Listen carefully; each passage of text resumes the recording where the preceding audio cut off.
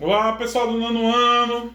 Vamos começar o nosso terceiro bimestre falando do Japão e os tigres asiáticos. Nessa aula de hoje a gente vai falar só do Japão. Na próxima a gente vê os tigres asiáticos, tá? O Japão, como eu costumo falar nas aulas. Tá? É uma coisa, não é muito difícil a aula sobre o Japão. A gente sabe que o Japão fica na Ásia, né? No lado oriental do globo. Olhem a posição do Japão. Aí a gente já vê, ó, que é cercado por águas. Então o Japão é como se fosse um arquipélago com mais de 3.000 ilhas. Vamos ver o que é que diz aí, ó. País mais oriental da Ásia, o Japão é um arquipélago constituído por mais de 3.000 ilhas, integradas por túneis e pontes. Né? No total, são 372.824 quilômetros quadrados, banhados pelo Oceano Pacífico a leste e pelo Mar do Leste a oeste, que se separa do restante do continente asiático, como a gente pode ver, banhado pelo Oceano Pacífico e é separado do continente asiático, tá? Pelo mar. Vamos ver como é que se caracteriza o relevo montanhoso e a agricultura. Então, se vocês olharem aí, a agricultura é um pouco diferenciada, porque eles não têm muito terras cultiváveis. Então eles têm que tiveram que se reinventar, até fazer mesmo ilhas artificiais para plantar. Tá? Vamos ver o que é que diz. Ó. O solo do Japão, por sua natureza vulcânica, é muito pobre, com baixa fertilidade. Pessoal, lembrando que o Japão, a Ásia, fica no Círculo de Fogo do Pacífico. Né? Então a gente já sabe que o Japão ele é resultado de detrimentos vulcânicos. Por isso que o solo é pobre. Tá? Isso, junto ao relevo acidentado, durante milênios dificultou a prática da agricultura. Esse problema só foi superado com a utilização intensa de adubos químicos, irrigações, sementes selecionadas e técnicas modernas que iam da rotação de cultura, mecanização, irrigação e até mesmo de conquista de terras além do mar. Ilhas artificiais e cavernas foram construídas utilizando a luz artificial que produzem o espaço, o aspecto da radiação solar. Atualmente, apenas 14,3% da superfície japonesa é dedicada à agricultura. Mesmo assim, a produtividade dessa prática é bastante elevada. Como vocês estão vendo aí, de um lado a plantação de arroz artificial e do outro lado a plantação de alface dentro de estufas, né? Não é em canteiro que nem aqui. Então isso tudo é uma forma que os japoneses encontraram para desenvolver a agricultura, justamente por causa dos seus problemas com as montanhas, tá? Vamos ver aí o clima do Japão. O clima do Japão se divide em 3 partes. Como o Japão não é um país muito grande, o clima dele é dividido em 3. Ao norte é frio, que ao norte fica perto do Polo Norte, né? Aí mais do centro é temperado oceânico, que recebe influência do oceano. E o clima subtropical, como se a gente vê lá, a parte de baixo do Japão vai estar próxima à linha do Equador. Então o clima lá é subtropical. Professor, por que não é tropical? Porque fica longe da linha do Equador. Se a linha do Equador passasse em cima, era tropical, mas como não é, o subtropical. Tá? Vamos ver lá, não li, né? Vamos ler uma coisinha. A diversidade climática no Japão é pequena devido ao pouco aglomeramento do território entre as latitudes e ao fato de ser um arquipélago, sendo sujeito à ação das massas de ar do oceano. Claro, se ele é cercado por uma água, ele vai receber a influência dos oceanos. São apenas 3 tipos climáticos. O frio ao norte, como já expliquei, o temperado oceânico ao centro e o subtropical ao sul.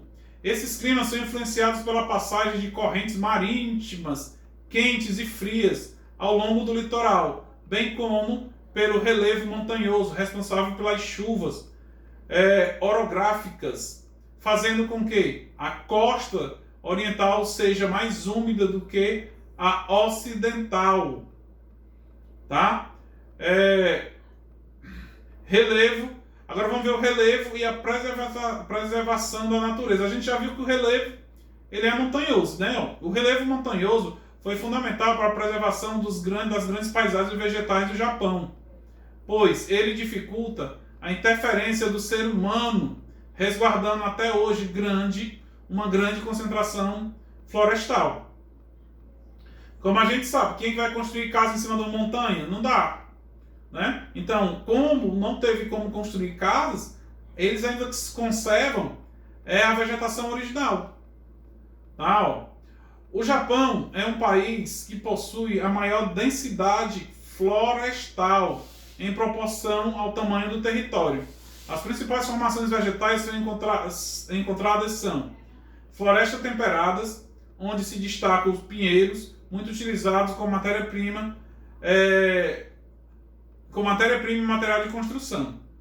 As formações subtropicais e tropicais, merecendo destaque para os bambuzais. Pessoal, professor, eu não entendi o que é aquilo ali que o senhor leu. Densidade florestal. Pessoal, a densidade demográfica é com o número de habitantes por quilômetro quadrado. Isso aí é o número de floresta por quilômetro quadrado. Quer dizer, as florestas elas não são muito habitadas. Por quê? Por causa do relevo. Né? Então aí tem essas principais formações vegetais. Tá? Hidrografia pequenos rios e montanhosos. Pessoal, como o Japão é um arquipélago, não existe a incidência de muitos rios. Tá? São poucos rios. Tanto é que o mais longo é o Shinano,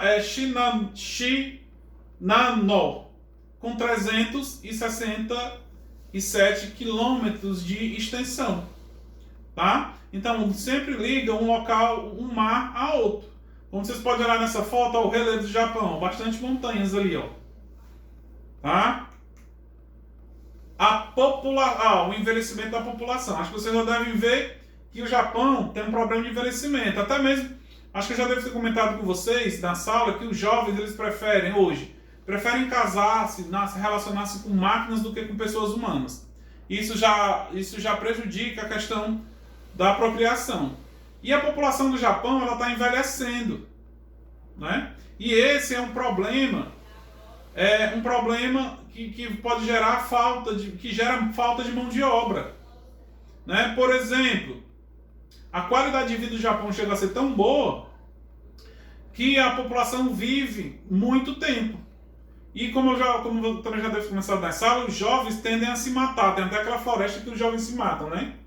Mas vamos ver aqui, ó. A população do Japão convive com as melhores qualidades de vida do planeta. Baixas taxas de mortalidade, quase inexistentes, quase inexistência de analfabetismo, poucas ocorrências de doenças características dos países com baixa infraestrutura de saúde. A educação do país é bastante rígida desde a Revolução Meiji, no século XIX. Entretanto, um grave problema vem atacando o Japão. Sua população está envelhecendo, o que traz consequências graves com a diminuição da força de trabalho e de consumo. Desde 2015, indicam que a expectativa de vida para os japoneses chega a 84,7 anos, sendo que as mulheres vivem em média 86,5, né? E os homens 79 anos e 7 meses. Portanto, a população adulta é predominante. Em virtude desse fato, o governo japonês adotou o controle de natalidade ao longo dos três últimas décadas. Vem estimulando a natalidade. É o contrário que ocorria na China. A gente viu estudando sobre a China que lá eles incentivavam as pessoas a não ter filho. No Japão é o contrário, já incentivam as pessoas a ter filho. Né? Outros, as cidades globais e a urbanização, ó. Eu botei 3 cidades, porque não deu para botar todas, mas todas são no Japão. Primeiro, a capital, Tóquio. A segunda foto, Kyoto. Né? E a terceira, Osaka. Olha a característica dessas cidades. Ó.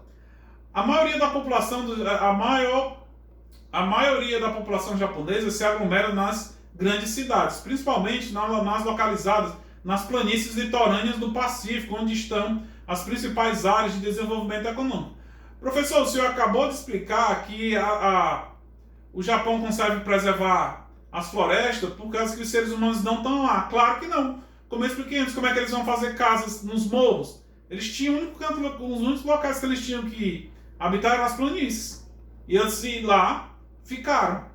Tá? Tipicamente urbano, o Japão apresenta mais de 75% da sua população concentrada em cidades.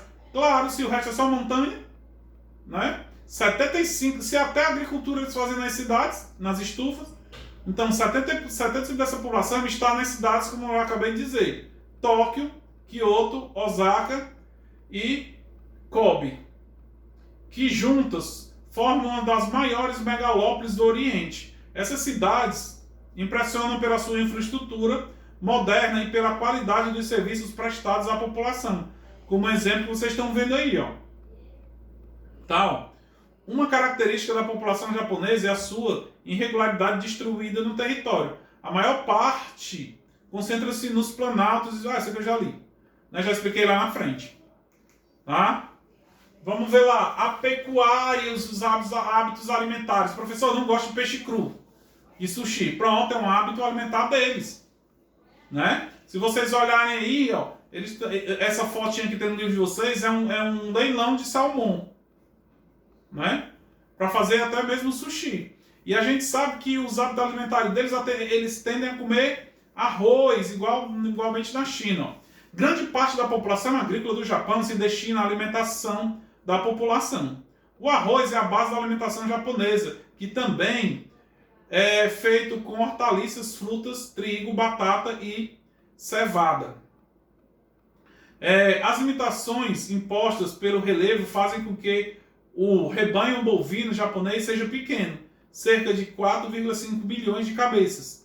Parte dos seus derivados bovinos, como leite, iogurte e manteiga, são atualmente importados, já que os rebanhos de aves e suínos que